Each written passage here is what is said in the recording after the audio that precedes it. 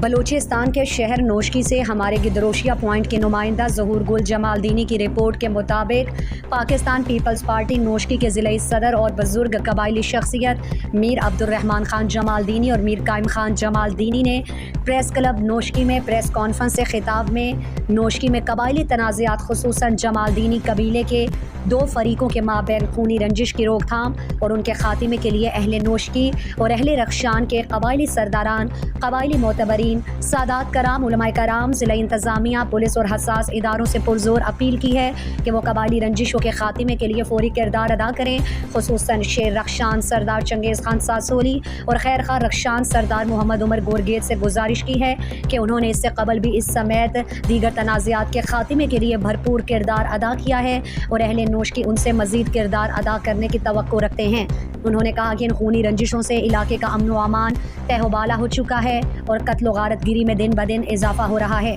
اب تک کئی قیمتی جانیں ان تنازعات میں ضائع ہو چکی ہیں، جس سے پورا علاقہ کرب و پریشانی کا شکار ہے۔ اگر یہ سلسلہ اسے تسلسل سے جاری رہا تو نوشکی کے تنازعات کا حل قبائلی سرداران اور حکومت کے بس سے باہر ہو جائیں گے۔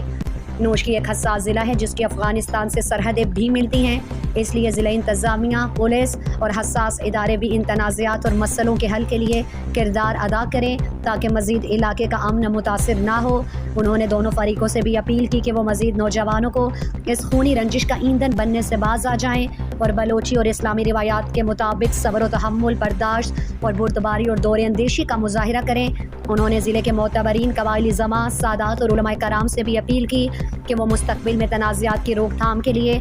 گاؤں کی سطح پر کمیٹیاں قائم کریں تاکہ چھوٹے چھوٹے تنازعات گاؤں کی سطح پر حل ہوں اور مستقبل میں خونی رنجشوں سے بچا جا سکے۔ مزید دلچسپ معلومات اور خبروں سے آگاہ ہونے کے لیے Gedrosia point Facebook page, Instagram, Twitter کو فالو اور یوٹیوب چینل کو سبسکرائب کریں۔ بیل آئیکن بٹن دبانا نہ بھولیں